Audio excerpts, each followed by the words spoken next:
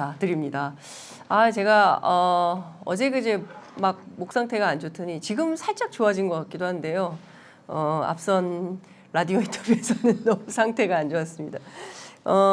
매주 금요일에는 저희가 후쿠시마 오염수 얘기를 좀 해보려고 합니다. 이거 보통 심각한 문제가 아니기 때문에 또 기후 문제도 그렇고요, 환경 문제도 그렇고요. 이 분야에 관한 한 최고의 전문가를 저희 취재 편의점이 모셨습니다. 그 김혜정 지속가능발전 연구센터 소장님 모셨습니다. 어서 오십시오. 안녕하세요. 네.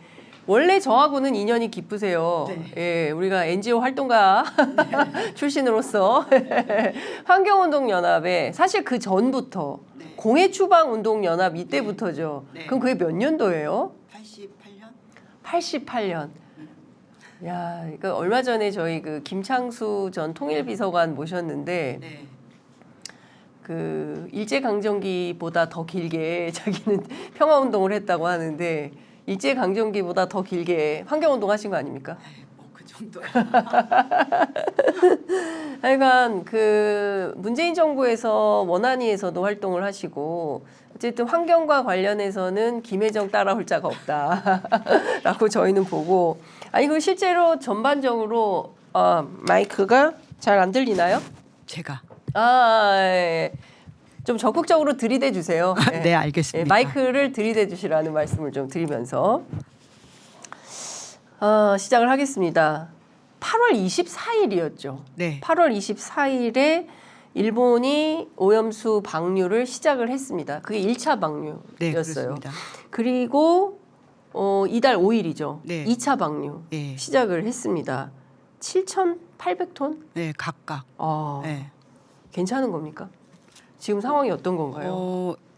뭐 일본 언론에서 보도가 됐고 한국 언론도 보도를 했는데 2차 방류에서 삼중 수소가 방수구에서 그 검출 한계치를 초과하는 핵종이 검출된 걸로 나왔고 또 오늘 언론에도 보도된 걸 보면 이제 3차 방류분을 준비하고 있는데 네. 그 3차 방류하기 위해서 탱크에 오염수를 넣어두잖아요. 네. 그 오염수에는 삼중수소가 13만 베크렐이 검출이 됐고 그다음에 그 탄소 14나 세슘 137, 스트론튬 90 이런 핵종들이 그 오염수 3차 방류분 안에 미량 검출된 걸로 지금 확인하고 있습니다. 물론 뭐 정부는 예. 기준치하니까 전혀 문제가 없다, 안전하다 네. 이렇게 도쿄전력과 똑같은 입장을 얘기하고 있는 상황이죠.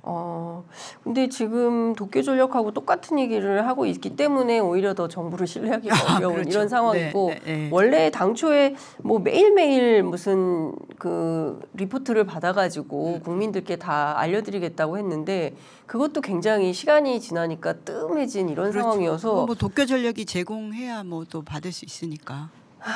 참 답답한 이런 상황입니다. 네. 그 한덕수 총리에 포함해서 네. 정부 관계자들이 이 오염수 방류는 과학적 근거에 따라서 하는 거다. 네. 충분히 검증이 됐다. 고로 문제가 없는 것처럼 이렇게 믿어야 된다. 네. 무슨 종교도 아니고 말이죠. 이제 이런 얘기를 계속 하고 있는데 국감 보니까 정부 주장 다르다. 정부 주장하고 다른 질병관리청 그다음에 국제기관 연구보고서 이런 예. 게 막 줄줄이로 나오고 네. 있습니다. 예. 이게 어떻게 확인이 된 거죠? 그러니까 이번 국감을 통해서 네. 그 민주당 의원들이 비공개 결정된 뭐 그런 보고서를 받아내서 이제 세상에 알려지게 됐는데 질병청이 연구 용역해서 나온 연구 보고서가 있고 네. 또 국책 연구 기관들 4개 기관이 협력해서 만든 이제 보고서들이 각각 나왔는데 사실 이 공통점은 지난 정부에서 연구를 시작해서 결과물이 이제 현 정부에서 나왔다는 거고 또 현 정부에서 그 결과물이 비공개되었다는 게 공통점인데요. 네. 먼저 질병관리청에서 연구 용역한 내용을 보면 2021년 4월에 네. 일본 정부가 그 후쿠시마 오염수를 해양 방류하겠다 이런 발표를 했잖아요. 그렇죠. 그래서 그해 12월에 네. 질병관리청이 방사성 물질이 포함된 오염수가 인체에 미치는 영향 이것에 대해서 그해 바로. 네, 그해 예. 12월에 예, 예. 의학전문대학원의 방사능 재해 전문가가 연구 책임자로 하고 대한응급학회, 대한재난의학회가 주관기관으로 참여하는 연구 용역을 발주를 했어요. 그렇게 예. 해가지고 작년 8월에 이제 최종 보고서가 나왔는데 네. 이것을 이제 질병청이 비공개 결정했다가 이번 이제 국감을 통해서 세상에 아니, 알려지게 왜 된 거죠. 비공개를 이 중요한 보고서를 그러니까요. 국민들이 다 알고 가장 궁금해하는 보고서를 결국 그거는 현 정부의 입장 그러니까 방사능 오염수가 안전하다. 네. 인체에 미치는 영향이 없다. 이런 거와 다른 결과가 나왔기 때문에 그런 걸로 저는 보입니다. 왜냐하면 이 질병관리청이 연구 용역을 맡긴 그 연구 보고서의 내용을 보면 낮은 수준의 방사선 노출이 있더라도 장기간 인체에 축적되면 유해할 가능성이 있는 만큼 네. 국민 건강 영향 평가를 실시해야 된다. 여기서는 무려 20년 동안 추적 조사를 해야 된다고 하고 있습니다. 그리고 또 후쿠시마 오염수 방류로 인해서 방사선에 의한 피폭량이 현저히 늘어날 것이고 또 우리가 잘 알고 있는 다액종 제거 설비 네. 알프스 이것이 사실 정화 능력이 검증되지 않았다. 그 지금 이제 밝혀지고 있는데 이미 이제 이 연구 보고서에서도 그렇기 때문에 이제 오염수 방류 시 나오는 물질의 각각의 총량 핵종이 64개가 들어 있으니까 네. 뭐 삼정수소 말고 63개 핵종이 있잖아요. 그 네. 핵물질의 각각의 총량을 파악하고 또 국민들의 수산물 습시 유통량을 조사하고 국민들의 일인당 방사선 누적 총량 이런 데이터를 통해서 최소한 20년간 추적 조사를 해야 된다. 그리고 또 아마 이 연구 보고서를 비공개하려는 조짐이 있었는지 네. 여기 이제 참여한 평가위원이나 해당 전문가들이 이 비공개할 아무런 이유가 없다. 대중에게 제공해서 네. 이것을 논의하는 시발점이 되고 특히 추적 조사가 지속적으로 진행돼야 한다는 점을 널리 홍보할 필요가 있다는 것도 보고서에 의견을 세상에. 남겼어요. 그런데도 비공개 결정이 됐습니다. 이거 너무 심각한 일이라고 생각합니다. 네, 그렇죠. 이게 업무상 배임에도 해당되는 거 아닌가 싶은 생각이 들 정도인데. 사실 이게 국민들이 가장 궁금해하는 그렇죠. 내용인데. 국민들이 가장 궁금해하고 사실은 국민들께 가장 먼저 알렸어야 될 정보인 거고 네, 네. 연구 결과인 것이죠. 네. 그리고 여기 나온 국민 세금으로 들여서 한 거니까요. 그러니까요. 정부 돈 들여서 우리들이 다 피땀 흘려서 낸 노동해서 번 그 네. 세금으로 네. 이런 연구 보고서를 냈으면 국민들이 누구나 편하게 볼 수 있도록 편익 차원에서라도 정보 제공을 했어야 옳은데 네. 여태까지 꽁꽁 감춰두고 있다가 국감을 통해서 네. 발각이 됐네요. 1년이 지나서. 1년이나 지나서 진짜. 네. 그런데 이거 말고도 다른 보고서도 또 있습니까? 네. 또 발각된 보고서가. 네, 네. 이제 그 국무조정실 산하의 연구 기관들인데 네. 한국해양수산개발원 이건 또 뭐 해수부하고도 관련이 있는데 네. 한국해양수산개발원이 주관하고 한국환경연구원 또 한국법제연구원 이거는 이제 국제법 이런 거 관련되니까 여기도 같이 한 것 같아요. 그다음에 네. 그 원자력 진흥 연구 개발 기관인데 한국원자력연구원이 협력기관으로 참여해서 네. 원전 오염수 대응 전략 수립을 위한 기초 연구를 했습니다. 이건 역시 이제 2021년 그러니까 후쿠시마 오염수를 해양 방류하겠다 그 결정 이후 바로 직후인 7월부터 해서 지난해 9월까지 해서 연구 보고서가 나왔는데 네. 이 내용을 보면 후쿠시마 오염수 해양 방류가 해양 생태계에 위협을 줄 수 있고 우리나라 국민 건강과 안전, 수산업, 해양 관광 산업 등 환경적, 사회 경제적으로 부정적인 영향과 피해가 우려된다. 야. 그래서 오염수 해양 배출을 최대한 늦추기 위해서 지속적으로 정부는 노력해야 된다. 이렇게 하고 있어요. 좀 기가 막힌 상황인데요. 네. 어찌됐든 정부 차원에서는 일본 정부에서 후쿠시마 오염수를 바다 방류로 해양 방류로 결정한 다음에 네. 가장 가까운 인접 국가인 우리한테 혹여라도 올 수 있는 피해 상황에 대해서 이 문재인 정부 당시에 인 거죠. 예, 그 연구를 시작을 한 거죠. 네. 그렇게 연구를 시작해서 그 결과 보고서를 내놓고 이 결과 보고서를 국민들께 알리라고 했음에도 불구하고 그냥 정권의 입맛에 맞게 이거 나가면 우리 대통령이 싫어할 거야. 뭐 이런 판단이었던 건지는 알 수 없지만 상당히 심각한 건데 여기에서 네. 그 보고서 우리나라 연구자들이 쓴 보고서죠. 이 그렇습니다. 보고서에 그것도 국책기관이 그러니까요. 네 곳이나 그런 데서 다 관련 기관이죠. 해양 오염이나 또 예. 원자력 그다음에 예. 또 법률 관련한 예. 환경 관련한 이 네 개 기관이 이게 너무 무책임한 거 아닙니까 네, 정말. 그 국책 연구 네 개의 기관이 이제 총리실 산하에 있는 연구 기관들인데요. 네. 그러니까 지금 보면 정부가 우리가 뽑은 대통령이고 우리가 낸 세금이고 또 그러면 어쨌든 우리 국민들을 위해서 우리 국민들의 권익을 위해서 봉사해야 되는 책임이 있는 건데 하여간 하나하나 더 꼼꼼히 따져보겠습니다. 네. IAEA 국제기구 대응 이런 제안도 제시가 되었었다면서요. 왜냐하면 이제 그 오염수 대응 전략이니까 당연히 이제 국제법적으로도 대응이 필요하잖아요. 그래서 이 보고서에는 정말 우리가 가장 논란이 되고 문제가 됐던 국제 원자력 기구의 논리에 의존하지 마라. 그 일본의 오염수 처리 공정이 신뢰할 수 있는지 네. 오염수가 안전한지 여부에 대해서 우리의 독자적인 검토와 객관적인 자료 확보가 필요하다. 아, 근데 진짜 정부는 정반대로 했죠. 그리고 국제사법적 해결 방안으로 오염수 해양 방류가 런던 협약이라고 있어요. 네네네. 방사능 폐기물 해양 투기를 금지한 협약인데 네. 이 그 오염수 해양 방류는 이 런던 협약, 런던 의정서 제2조와 3조에 위배되기 때문에 이게 런던 협약과 런던 의정서 체계 안에서 이게 논의가 돼야 된다 지속적으로. 그러니까 우리가 이제 그렇게 하기 위해서 당사국 회의에서 계속 의지하고 지속화해야 된다라는 제안을 하고 또 뭐 유엔 해양법 협약이나 생물다양성 협약 이런 것도 활용을 해야 된다 이런 제안을 했는데요. 네. 사실 이제 이 보고서에 되게 특이할 만한 점은 런던 협약이 이제 해양 투기로부터 해양을 지키기 위해서 네.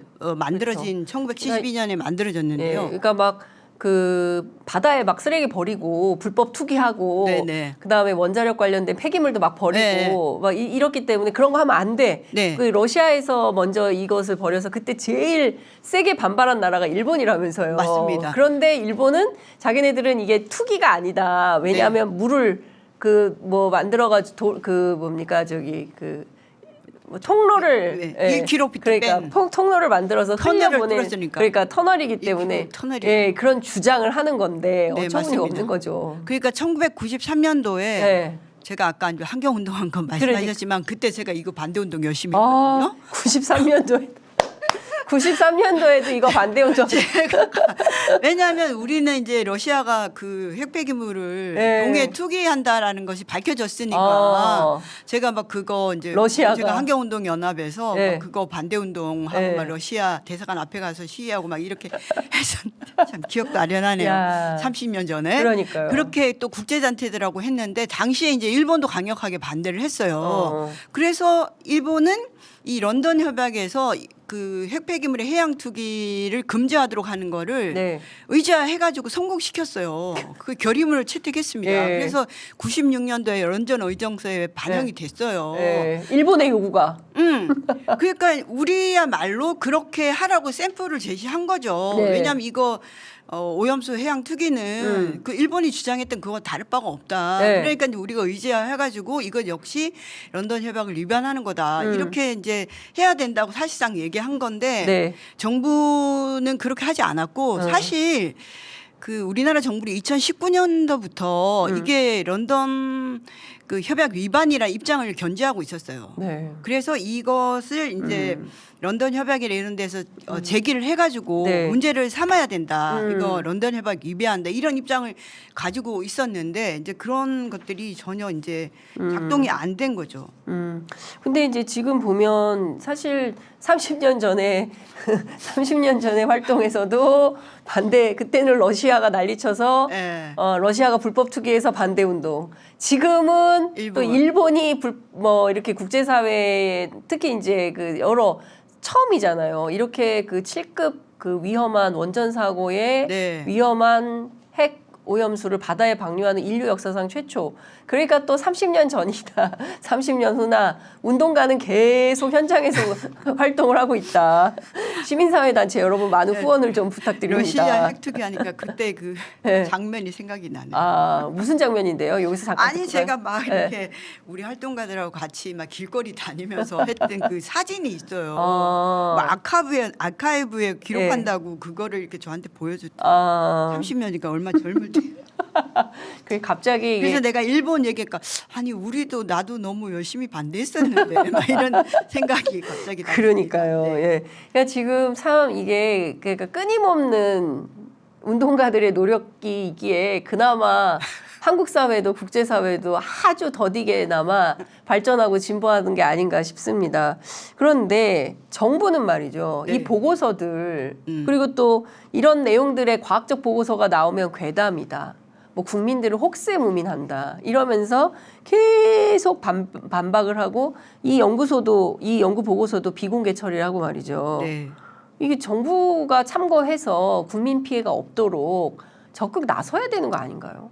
사실은 정부가 참고하려고 뭐 질병관리청은 사실은 국가고 정부가 그런 용역을 했고 또 네. 국제기관도 마찬가지죠. 정부에 의해서 그 세금으로 움직이는 조직이니까 거기서 한 결과는 결국 정부 정책에 반영하려고 한 연구인데 이제 그런 거와 정반대로 행동을 했고 오히려 이제 이 연구 보고서에서 나온 내용들을 시민사회나 뭐 전문가들이 문제 제기하면 괴담이다. 그러니까요. 혹세무민한다.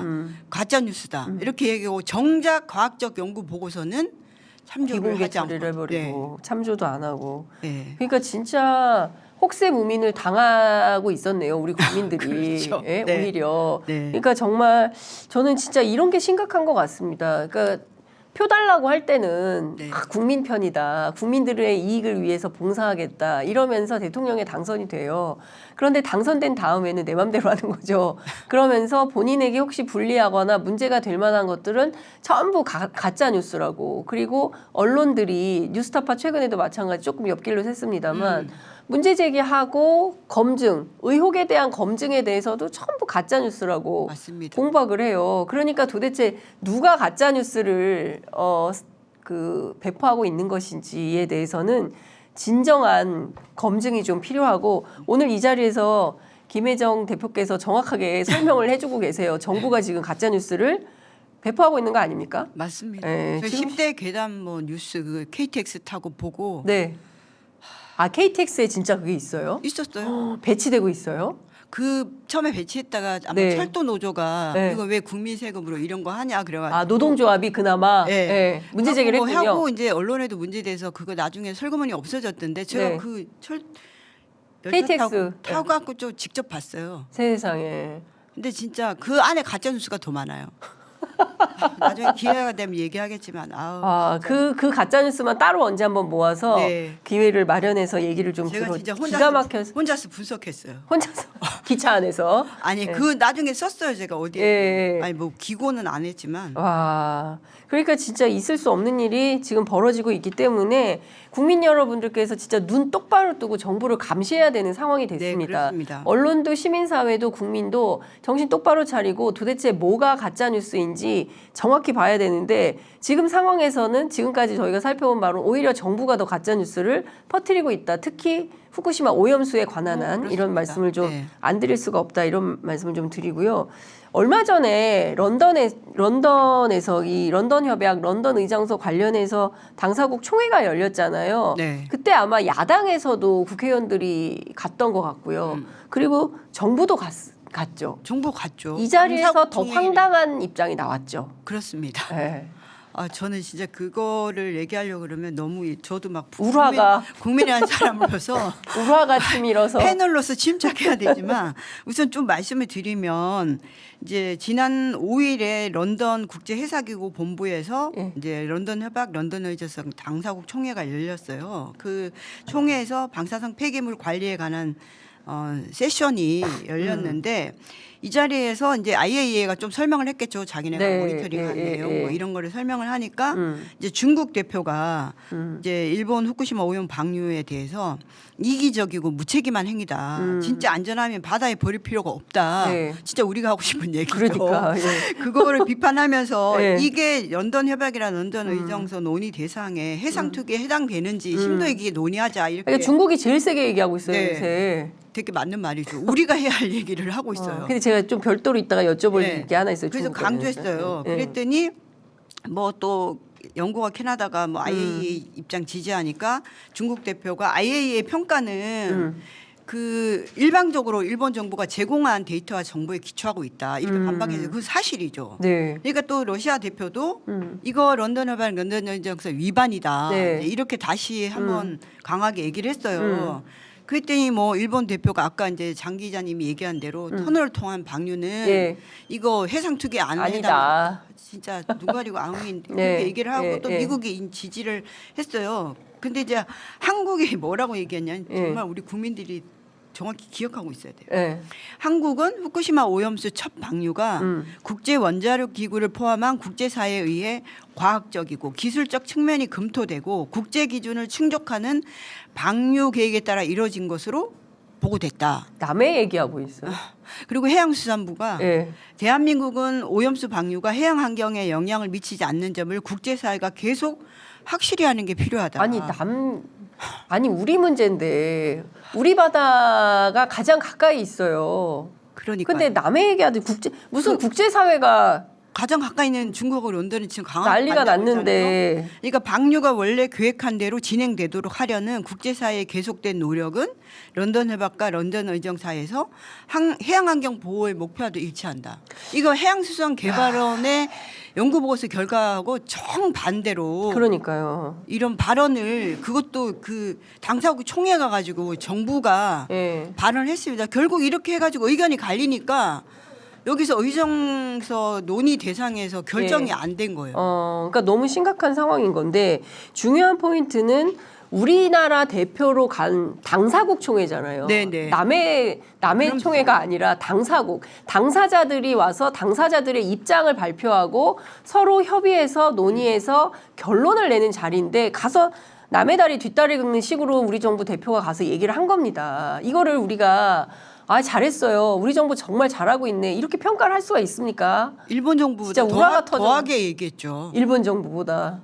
그러니까 저는 진짜 이거를 진짜 네. 하면서도 너무나 정말 끌어오르는 분노를 이 한평생 그 환경운동에 한평생 환경운동을 해오신 이 어쩜 김혜정 정부가 대표가 이럴 수가 있냐고요. 그러니까요. 어떻게 정부가 이럴 수가 있냐라는 진짜 답답한 생각이 드는데 자 우선 이런 시각도 있어요. 중국도 해양 투기 한다면서요. 중국도 그 핵 오염수 해양 투기가 아니라 핵 오염수 방류한다면서요.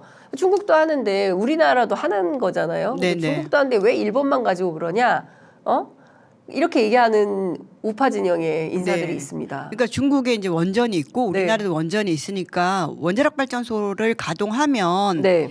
그 해양으로 기준치 이하의 이제 삼중수소 같은 방사능 물질이 배출이 되거든요. 네. 근데 중국도 나가고 우리나라도 나가는데 사실 이거는 정상적인 통제되는 원전에서 나오는 그런 그 방사능 물질이고 원전을 가동하는 그런 게 나와요. 그러니까 이제 원전에 대한 문제 제기에 비판이 있는 거고요. 점진적으로 축소해야 된다 이렇게 얘기를 하는 건데 그런데 예를 들면은 원자로가 폭발하고 해결료가 다 녹아내린 네. 아까 말씀하신 7등급 그 사고에 녹아낸 해결료 안에는 방사능 핵종이 200종 이상이 있어요. 그런데 뭐 천종이라는 말도 있고 그런데 이제 뭐 일본이 우리가 방사능 그 핵종을 측정해봤더니 유의미한 건 64개야. 그래서 이제 그냥 뭐 세계적으로 그 64개 핵종만 얘기를 해요.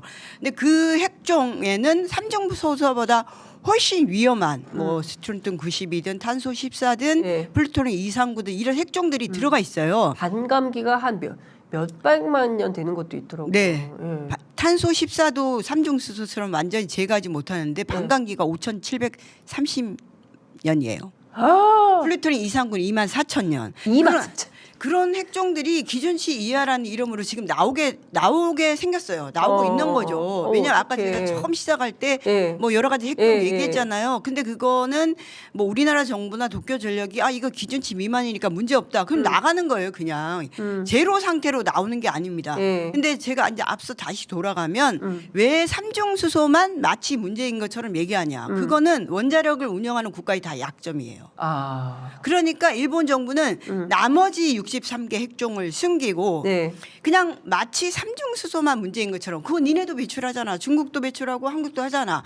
이렇게 해서 실제로 그 핵연료가 완전히 녹아내린 네. 그 핵 폐기물 안에 핵연료 안에 있는 더 위험한 핵종들을 숨기기 위한 전략으로 삼중수소 전략을 쓰고 있는 거죠. 근데 거기에서 우리도 생각해 보니까 모든 모든 매체에서 삼중수소 문제만 계속 얘기를 했었던 것 같아요. 그러니까 그게 일본 전략에 다 완전히 넘어가는 말려 거예요. 넘어가는. 갑자기 우라가 칩니다. 네. 이게 더 지금 위험한 핵종이 더 많습니다. 그러니까요. 이거 똑바로 알지 않으면 그래서 계속 지금 뭐 이번에 나온 것도 삼중수소만 뭐 검출 한계치를 초과했다 이런데 예. 삼중수소만 문제가 아니에요. 더 위험한 핵종이 더 정말 훨씬 많다. 예. 그러니까요. 그 지금 굉장히 그 중요한 데이터나 판단을 지금 우리 그 김혜정 대표께서 해주고 계시는데요. 여러분들 함께 많이 해주시면 좋을 것 같아요. 사실 우리가 시간 내서 어디 가서 공부하기 어렵잖아요. 진짜. 그런데 이 후쿠시마 오염수 문제는 우리 세대도 그렇지만 사실은 우리 아이들 그리고 아이들의 아이들 그리고 그 미래 세대들이 앞으로 어떻게 이 지구에서 살아나갈 것인가에 굉장히 중요한 문제이기 때문에 정말 많은 관심을 갖고 들여다보고 공부하고 판단해야 될 것 같아요. 여기 선생님 나오 계세요. 김혜정 선생님 저희가 모시고 환경 선생님 모시고 공부를 하고 있습니다. 그러니까 여러분들 많이 들어와 주시면 좋을 것 같고요. 역풍이다님 오셨어요. 안녕하세요. 그 박명수님도 반갑습니다. 해주셨고요. 후추님께서 장윤선 취재 편의점 식구들 감기 조심하세요. 오늘도 한숨만 나오는 주제군요 하셨습니다. 그래도 오늘도 화이팅 하셨어요. 정말 한숨만 나오는 주제지만 이 한숨을 넘어 그래도 찬란한 미래가 있을 거라는 기대 속에서 방송을 하고 있습니다. 여러분 함께 해주셔서 너무 감사합니다. 제 목소리가 이래서 너무 죄송합니다. 중국하고 러시아가 굉장히 그 반대를 강하게 했어요. 런던 그 당사국 총회에서. 그리고 일본 수산물에 대해서 금수 조치 제일 먼저 한 나라가 중국입니다. 그렇죠. 그리고 저희 보도에 봤더니 그 가리비 수입을 안 해가지고 8m 높이의 창고에 가득 차 있다. 예. 그러거나 중국은 이런 나라예요. 네. 그러거나 말거나 네. 그냥 합니다. 네. 그리고 바꾸지 않습니다. 네. 그리고 일본 굉장히 힘들 거예요. 이 해산물 때문에. 네네. 중국에 제가 살아봐서 합니다. 지금 상황이 어떤 건가요?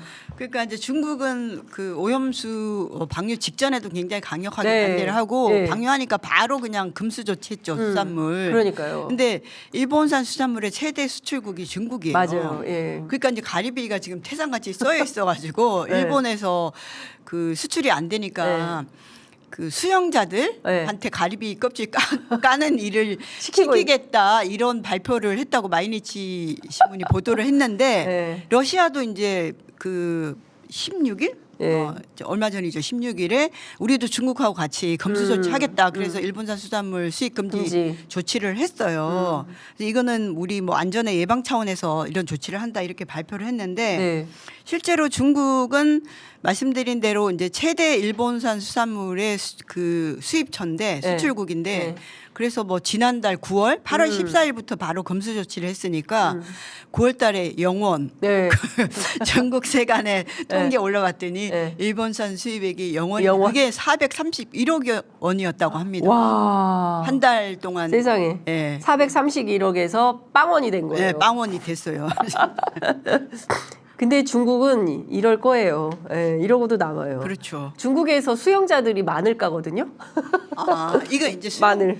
일본이 수영자들이 네. 가리비 까게 한대요. 그러니까 중국의 수영자들은 마늘 까고 일본의 수영자들은 가리비 까고. 사실은 이제 수출을 일본이 중국에다 하면 중국에서 가리비를 까가지고 이걸 가공해서 세계 시장에 내놓는 그러니까요. 방식으로 하니까 사실 중국산이 아닐 수 있는 거죠. 맞아요. 그렇기도 하고 제가 이따가 말씀드리겠지만 원산지에 대해서 그러니까 지금 보면 후쿠시마에서 나온 거지만 예컨대 오사카에서 가공하면 오사카산이 되는 거잖아요. 네, 그러니까 그냥 일본산으로 해요. 일본산으로. 네. 원산지는 야, 이게 표기를 국명만 하면 돼요. 그렇구나. 네, 그러니까 우리는 예를 들어서 어디에 뭐라 그럴까 인삼 같은 게 금산에 났다는 금산을 원산지로 쓰잖아요. 그런데 수출할 때는 원산지를 국명만 써도 됩니다. 대무역관리 규정에 따라서. 그러니까 다 일본산이에요. 맞아요. 가공 예, 식품은. 식품이. 예. 그러니까요. 그러니까 지금 보면 사실 국민들은 그거 저도 이게 우려됐어요. 자, 일본 거 중국이 안 사간다. 중국이 안 사가고 러시아가 안 사가면 이거 혹시 우리한테 다 푸는 거 아니야?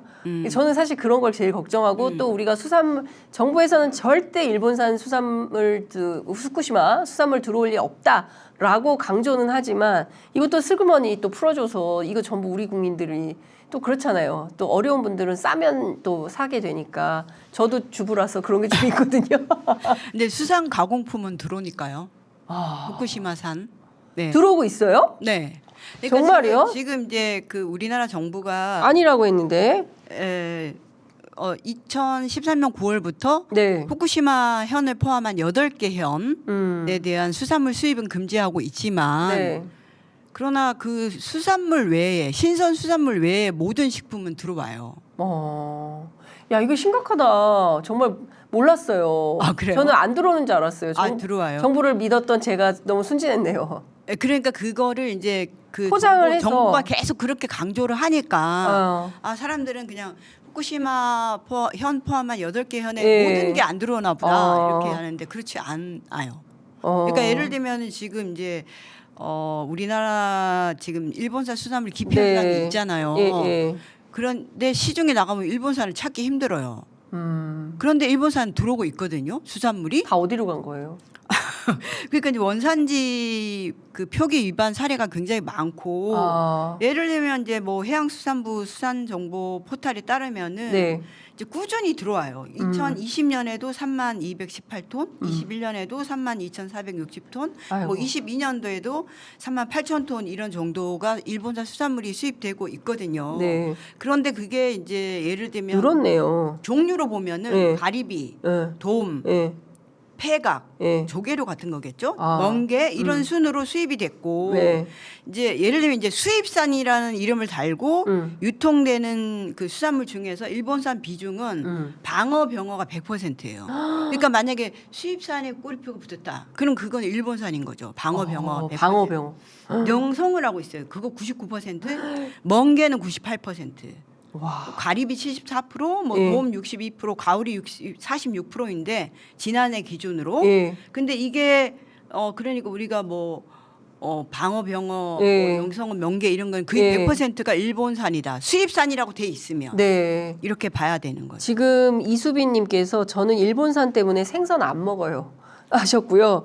그 다음에 어찌합니까? 최송아님 답답합니다. 박동주님 생선은 별로 안 좋아해서 다행이라고 생각하지만 이렇게 의견 주셨고요. 오지라퍼님은 정부 하는 일에는 말장난이 많다. 후쿠시마 수입 안 한다고 하지만 가공품은 수입되고 뭐 이런 얘기. 구름진 하늘님은 뭘 먹고 사냐. 그러니까 참참님은 그러면 급식업체 군대 부식 뭐 이거 모르잖아요. 큰일이네. 또 이수빈님도 소금, 김, 미역, 멸치가 문제다. 이분은 상당히 예민한 이게 뭔가 아시는 분이에요. 그런데 사실은 얼마 전에도 저희 딸이 네. 애들하고 어디 갔다가 그 조개 먹으러 갔는데 가리비가 있더라는 거예요. 그래서 네. 느낌상 엄마가 가리비 일본산 위험이 있다 그래서 원산지 확인을 했대요. 네. 그랬더니 일본산이라고 얘기를 하더랍니다. 그러니까 실제로 우리가 뭐 조개구이라든가 이게 요새 날씨가 쌀쌀해져서 참 퇴근길에 소주에다가 조개구이집 많이 가거든요. 그러니까 네. 사실상 이런 게 일본산일 가능성이 확인 안 하고 먹으니까 가능성이 높다 이런 생각이 드네요. 약간 뭐 여담 같은 거지만 멍게 있잖아요. 네. 그게 이제 우렁생이고 뭐 일본 말로는 호야라고 한대요. 호야. 네. 바다의 파인애플이라고 하는데 그 미야기현이 후쿠시마 현 바로 옆에 있어요. 네.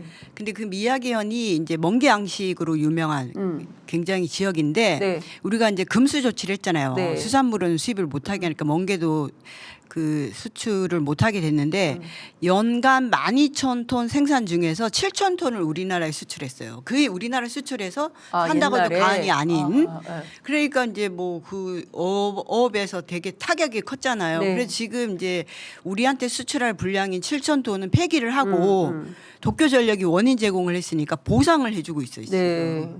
그 멍게 수출 못해서. 그래서 그 윤석열 대통령이 지난 3월에 일본 갔을 때 그 한일 의원 아마 연맹 전 총재인가 하는 사람이 먼게 얘기하면서 수출 수입 규제 풀어라. 네. 맞아요, 맞아요. 아, 진짜 걱정입니다. 지금 진짜 가뜩이나 반찬할 것도 없는데 생선마저 이렇게 되니까 진짜 너무 답답하다라는 생각이 좀 드는데요. 그래도 지금 정부가 후쿠시마하고 그 주변 네. 8개현에 네. 대해서는 수입금지 조처는 하고 있는 건데 이게 활어를 대상으로 하는 건가요? 그 신선 신선. 가공되지 않은. 네네. 와, 그러면 어느 분이 아까 잠깐 댓글 보니까 어묵도 못 먹겠다 이런 발언도 있어요. 그러니까 어묵 같은 거는 생선을 가공한 거잖아요. 네. 그거는 수입될 수 있어요. 어묵 가공품은. 이게 진짜 그리고 다 수입산 이렇게 퉁치면 알 수 네. 없는 이런 상황이 되는 건데 어찌됐든 참 왜 이렇게 이미 이 수입 금지를 하고 실제로 신뢰를 기반으로 해야 되는 건데 안 들어온다 그러면 안 들어와야 되는데 이미 다 들어왔어. 그리고 우리가 이미 다 먹고 있어. 이런 상황이 되면 이게 굉장히 곤란한 상황이 되는 거 아닌가 싶은 생각도 들고요. 그리고 또 하나는 지금 냉동 방어? 이게 그 자체가 후쿠시마에서 잡은 냉동 방어라면서요. 그러니까 이제 보건복지위의 더불어민주당 김영조 의원실이 네. 이제 후쿠시마 원전 사고 이후에 일본산 가공식품에서 방사능 물질 검출 현황을 거의 뭐 12년치 정도 받았어요. 네. 식약처로부터 네. 받아 보니까 말씀드린 대로 뭐 수산 가공품뿐만 아니라 뭐 초콜릿이라든가 녹차나 이런 가공품도 다 들어오거든요. 제가 아까 네. 수산물 외에는 모든 가공식품은 들어오니까 네. 그런데 이제 그 세슘 방사능 물질 세슘이 검출된 사례가 이제 199건으로 확인이 됐고 네. 현재는 미량이라도 방사능 물질이 검출되면 반송을 해요. 그러니까 그건 반송 건수이죠. 네. 그런데 이제 그 반송 건수가 많은가요? 199건이라고 199건. 나왔는데 이제 종류를 보니까 가장 많은 빈도가 나온 게 초콜릿류, 그다음에 뭐 초콜릿? 녹차, 뭐 횟감으로 수입한 냉동방어나 훈제방어 이런 게 이제 말하자면 가공식품으로 들어온 거예요. 뭐 가다랑어 추출물, 가스오부시 이런 것들이 수입이 됐는데 네. 뭐 국감에서 지적이 됐지만 냉동방어가 그냥 그 자체로 보면 수산물이잖아요. 네. 근데 여기 뭐 절단하고 소금 좀 뿌리고 뿌리고. 단순 포장하면 수산 가공품으로 되는 거예요. 분갑하는 거네요. 그래가지고 수입이 됐다는 거예요. 제가 와. 이제 인터넷 사이트로 네. 검색을 해봤어요. 네. 뭐 쿠팡이나 또 예. 다른 이제 예, 예, 일본 예. 사이트 가면 뭐 청어나 이런 것들이 그냥 이렇게 잘라서 다듬어져가지고 그 횟감용 이런 걸로 다 들어와요. 그냥 이제 일본산 이렇게 해서 들어온 거죠. 거기는 우리 소비자는 원산지를 확인하기 어려운. 아니 그러면 정부가 원래 이제 그때 그 WTO 제소 이후에 그 우리가 승소해서 후쿠시마 비롯해서 그 주변 현에서 잡히는 생선 등 수산물에 대해서는 수입 금지한다고 했는데 이걸 가공식품으로 다 만들어 가지고 이미 다 들어오고 있다 이 얘기밖에 안 되는 건데요. 그럴 가능성이 많이 있죠. 야, 이거 진짜 근데 이게 다 걱정이다. 추적 조사를 해야 되니까. 그런데 네. 어쨌든 이제 그 가공식품이라는 게 수산물을 주 원료로 해서 뭐 분쇄를 하거나 네. 건조를 하거나 식품 첨가물, 양념, 조미 이런 네. 거를 하면은 네. 가공식품이 되는 거예요. 그러면 이거는 그 원산지 표기를 예. 또 이 뭐 원산지 표기와 관련 예. 무역 관리 규정에 예, 따라서 예, 예. 국명만 표기하고 예를 들면 뭐 주소나 이런 걸 표기 안 해도 되는 거예요.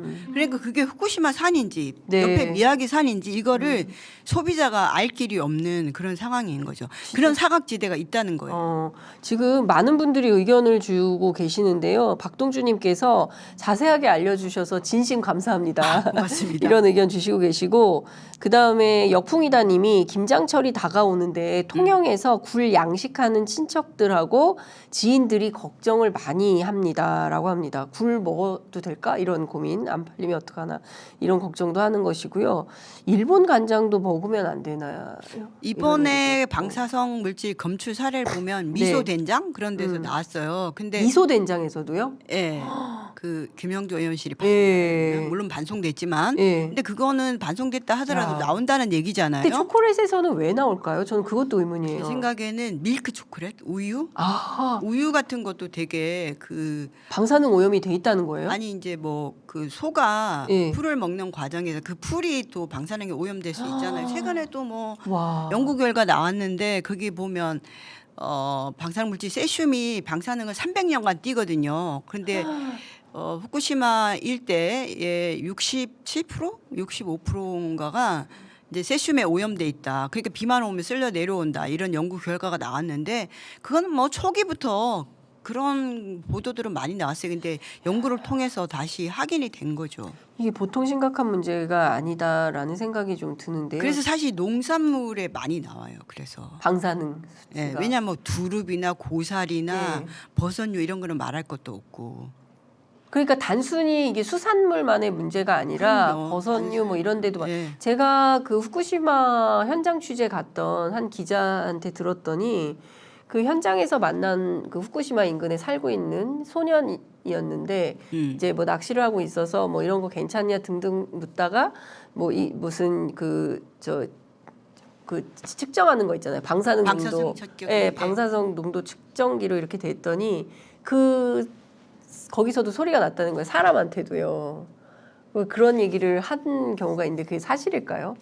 사람한테는 그 사람 정말 오염되지 않으면 그럴 수 없는데 그거는 이제 그냥 자연 선량이 나오지 않았을까 싶어요. 자연 선량. 네. 예. 그거는 확인하지 않고 어떤 조건에서 측정했는지에 따라 다르니까. 그렇군요. 근데 하여튼 지금 중요한 것은 수산물뿐만 아니라 버섯, 두릅 뭐 이런 이른바 농산물에 대한 방사능 오염도 심각하다. 그러니까 단순히 우리가 뭐 예컨대 그 방사능 물질에서는 삼중수소만 위험해 이게 아니라 그 이외에 63개 그 핵종에 대해서도 위험성을 가지고 그냥 막 무단 방류되는 것에 대해 살펴봐야 된다. 네. 그리고 그러니까 좀 시야를 확장할 필요가 있네요. 수산물만 뭐 생선만 활어만 이게 문제가 아니라 아니에요. 농산물 전체까지도 저희가 또 그 일본 후생 노동성이 네. 그 방사능 검사를 하잖아요. 그것도 예. 신뢰하기 어렵지만 그래도 해요. 네. 그런데 이제 그런 모니터를 해보면 농산물에서 굉장히 높게 나와요. 왜냐하면 토양이 다 오염이 됐고 아까 말씀드린 대로 비가 오면 쓸려서 내려오고 눈이 와도 쓸려서 내려오고 바람에도 쓸려오기 때문에 그 말할까 바다로 방류돼서 퍼지는 것보다 이게 농축된 형태로 거기서 재배된 농산물이 굉장히 높게 나오고 뭐 멧돼지 이런 거는 뭐 말할 수 없이 높게 나오고 그래요. 멧돼지요? 거기서 이제 서식하는 멧돼지 네. 이렇게 해가지고 뭐 방사능 검사 그건 뭐 베크렐 수를 말할 수 없을 만큼 높게 나와요. 큰일이네. 돼지고기도 먹으면 안 되는. 아니 뭐 예를 들면 체르노빌 원전 사고 난 지 40년 다 돼가는데 지금도 그 주변에 그 농산물 뭐 버섯이나 이런 데서 네. 방사능 물질 세슘 나오는 거하고 같은 거죠. 예. 뭘 먹고 살아야 돼요? 하여튼 지금은 하여튼 후쿠시마 관련해서는 너무 그렇죠. 심각하다라는 네. 생각이 좀 드는데 일본산 식품 지금 말씀해주신 내용 이렇게 놓고 보면 안심하고 먹을 수 없다라는 생각이 좀 드는데 궁금한 건 그럼 우리 정부가 좀 막아야 되는 거 아니냐 이런 네. 문제들이 생기지 않게 네. 국민들이 좀 안전한 식품을 먹을 권리 이런 거를 정부 차원에서 보장해줘야 되는 거 아니냐라는 판단이 생기는데요. 정부가 하는 식품 방사능 검사는 믿을 수 있나요? 우선 제가 네. 아마 시간이 별로 얼마 안 남은 것 같아요. 네, 네. 한 가지만 더 말씀드리고 싶은 네. 게 이제 온라인 플랫폼에서 해외 직구가 많이 되잖아요. 요새 많이 하죠. 그 해외 직구는 방사능 관리 대상이 제외돼 있어요. 에? 예. 그러니까 그게 많은 수산 가공품이나 여러 가지 가공식품들이 유통이 되는데 네. 그거는 식약처의 방사능 검사 관리 대상에서 아예 제외돼 있어요. 그러니까 완전한 사각지대죠. 정말요? 네, 그래서 이게 이번 국감을 통해서 식약처장이 그렇게 말을 했어요. 그 우리가 관리 안 하고 있다. 어머. 그랬더니 요새 매일 뭐 브리핑 하잖아요. 오염수 네네네네. 관련해서 그때 이제 식약처가 가능하면 자기네가 방사능 검사한 거 사 먹어라. 그런 거 먹지 말고 이렇게 얘기를 하고 세상에. 정작 어떻게 그걸 관리할지에 대해서는 대책은 얘기하지 않았어요. 아니 저처럼 날마다 뉴스를 접하고 뉴스가 직업인 사람도 김혜정 대표 통해서 처음 들어요. 그러니까 이게 모르는 분들이 굉장히 많으실 거고 해외 직구 요새 특히 젊은 분들일수록 더 네. 많이 합니다. 그래서 예전에 뭐 라돈 침대 사태 때도 네. 뭐 라텍스 해외 직구하면 국가가 책임질 수 없다 이런 거하고 똑같은 건데 어쨌든 현재는 뭐냐면 온라인상의 해외 직구는 방사능 검사 관리 대상에서 제외돼 있고 또 정부가 그것에 대해서 뭐 가능하면 먹지 마라 이런 권고밖에 없는 상황이에요. 아니, 국회에서 뭔가 관련 제도를 만들어야 되는 거 아닌가요? 그러면? 그렇죠. 근데 하여튼 현재는 식약처가 우리는 그 방사능 검사를 한 식품을 사 먹기를 권장한다 이렇게 얘기를 하고 네. 실제로 이루어지고 있는 해외 직구에 대해서는 방사능 검사를 어떻게 하겠다 이게 무대책인 상황이에요. 그래서 제가 그 얘기 꼭 드리고 싶고 이제 얼마 전에 김기현 대표가 뭐 무슨 재래시장 대구에 네. 가서 방사능 측정기 이렇게 들고 이렇게 안전하다 뭐 이런 거 했어요. 네. 그래서 국감장에서 그거 쇼다 뭐 아니다 이렇게 얘기했는데 그럼 그거는 다 거짓말이에요. 거짓말이에요? 네, 왜냐하면 이런 휴대용 측정기 이런 걸로는 식품의 방사능 오염 여부를 측정할 수가 없어요. 그러니까 그거 그야말로 쇼인 거고 예. 제가 그 검색을 해봤어요. 식품 방사능 측정기 했더니 막 몇만 원에서부터 막 나오는 거예요. 그거 다 측정할 수 없습니다. 그러니까 사실 이거 기기가 제가 2013년도에 시민 모금으로 그런 기기 마련할 때 1억 5천만 원이었어요. 지금은 뭐 더 올랐을 수 있는데 네. 그렇기 때문에 뭐 몇만 원짜리로 뭐 식품 방사능 검사할 수 있다. 휴대용 이런 걸로는 그 식품에 방사능이 있는지 없는지를 확인할 수가 없습니다. 그러니까 우선은 그런 정보에는 현혹되지 않았으면 좋겠다 이런 말씀 드리고 네. 사실 김기현 대표도 말만 하면 괴담이라 그랬잖아요. 본인이 사실 그거 괴담을 만들고 가짜뉴스를 만든 거예요. 그거 전혀 측정할 수 없는데 어떻게 그런 과학적인 그 기초 상식도 없이 가서 네. 그거를 이거 뭐 안전하다 이렇게 할 수 있는지 제가 볼 때는 정말 국민을 우롱하는 거를. 정부에서는 그런 거를 아무런 말하자면 뭐 대표가 하니까 말도 못 하는지 네. 그 있을 수가 없거든요. 여당 대표가 또는 뭐 이렇게 하는 거는 그건 오히려 그 몇만 원짜리 파는 그런 업체들의 일종의 사기 행위를 도와주는 거고 국민들을 완전히 우롱하는 거죠. 그런데 사실 후쿠시마 오염수 방류 이후에 많은 분들이 개인 측정기 구매한다고 했었거든요. 그래서 여기저기 가서 대보고 판단해서 안 됩니다. 구매한다라고 했는데 그거 다 사기라는 거예요? 안 됩니다. 그걸로 검출 확인할 수 없다는 예, 거죠. 없습니다. 근데 그게 날개도 치는 듯이 또 팔리기도 아니 하잖아요. 그러니까 그렇게 막 그 아, 언론에 참 나오고 걱정이네. 하니까 사람들이 그게 다 하는 줄 알고 하는데 그건 예. 할 수가 없어요. 그건 제가 나중에 뭐 또 기회가 되면 예. 조금 자세히 여러 네, 가지 네. 방사능 야, 식품 검사 관련해서 말씀드릴게요. 우리 김혜정 대표를 통해서 저희가 아주 꼼꼼하게 환경 공부해서 똑바로 잘 살 수 있을 것 같다라는 생각이 좀 드는데 식품 검사 살짝 말씀해 주시고 다음으로 넘어갈게요. 그 정부 식품 검사는 안전한 건지 믿어도 되는 건지. 지금은 이제 수입 식품 관련해서는 식약처가 총괄을 합니다. 네. 그래서 이제 들어오는 식품에서 랜덤으로 해요. 그러면 이제 방사능 물질 세슘과 요오드 두 가지를 하고요. 네. 일본산에 있어서는 이제 방사능 물질이 검출되면 반송을 하고 네. 다른 뭐 국가의 수입산은 100베크렐 이하이면 네. 킬로그램당 100베크렐 이하이면 유통을 하는 그런 상황에 있고 그다음에 또 유통 중인 게 있을 거 아니에요. 그렇죠. 그런 거는 이제 뭐 해수부나 농림부가 생산 단계에서 하고 또 시도 지자체에서도 그 뭐 보건환경연구원 이런 데서 방사능 검사를 하거든요. 네. 그런 걸 총합해서 식약처가 이제 발표를 하죠. 그래서 그런 방사능 검사는 이루어지고 있습니다. 그렇구나. 네. 근데 어쨌든 지금으로서는 이제 정부의 이런 정말 어디까지는 믿고 어디까지는 그냥 믿지 말아야 되는지에 대한 그러니까 정치인들과 정치 행위에 대해서는 믿을 수 없고 그나마 그래도 정부 기관이라든가 연구소는 좀 믿어야 되는데 그것마저도 신뢰를 잃어버리면 그야말로 이게 국가냐 이게 나라냐라는 주장이 또 나올 수밖에 없다. 그래서 라는 저는 생각이 뭐 이런 방송을 통해서 그냥 네. 국민들한테 불안감만 제공하는 거는 안 된다 이렇게 생각하고 네. 사실은 정확한 데이터, 정확한 정보를 제공해서 또 선택은 이제 시청자들이 하시겠지만 네. 그리고 또 제도를 또 잘 그 개선할 수 있도록 이렇게 하는 것이 좀 방송의 목적이기도 하고 맞아요. 예. 또 향후에 그렇게 좀 해나갔으면 좋겠다 이렇게 생각합니다. 하루에 다 말할 수는 없으니까. 그러니까요. 이제 네. 오늘부터 시작입니다, 여러분. 네. 매주 금요일에 김혜정 대표 만나고 싶으신 분들은 오후 2시 장윤선의 취재 편의점에 찾아오시면 언제든지 만나실 수 있습니다. 이뉴아님께서 간이 방사능 측정 기계는 무용지물이라는 게 쇼킹하네요라고 의견을 주셨어요. 식품 측정에서는 무용지물입니다. 야, 그렇구나. 그거는 그냥 이제 이런 여기 공간 안에 네. 무슨 설량이 있나 이런 측정하는 용도로는 쓸 수 있고 다 달라요. 또 네. 삼중수소는 우리 지금 그렇게 말을 얘기하면서 식품 방사능 검사는 아예 안 하고 있거든요. 이거 얼마나 진짜 정말 눈 가리고 아웅. 아니 삼중수소를 그렇게 문제를 제기 많이 하면서 네. 아까 제가 핵종 조사할 때 삼중수소는 포함되지 않았어요. 음. 근데 또 삼중수소를 측정하는 기기는 또 따로 있어요. 그러니까요. 이게 되게 복잡합니다. 어렵습니다. 전문가의 네. 영역이기도 하고요. 저희가 오늘 시간은 다 됐고 더 들어야 되는 말씀은 너무 많고 아무래도 못다한 이슈는 다음 주에 이어서 계속 해야 되지 않을까 싶고요. 함께 해주셔서 너무 감사합니다. 매주 금요일을 기억하겠습니다. 고맙습니다. 아유 죄송합니다. 매주 금요일을 기억하겠다는 시청자의 그 인사를 마지막으로 하고 김혜정 대표님 여기서 보내드려야 될 것 같습니다. 감사합니다. 다음 주에 다시 뵙겠습니다. 고맙습니다.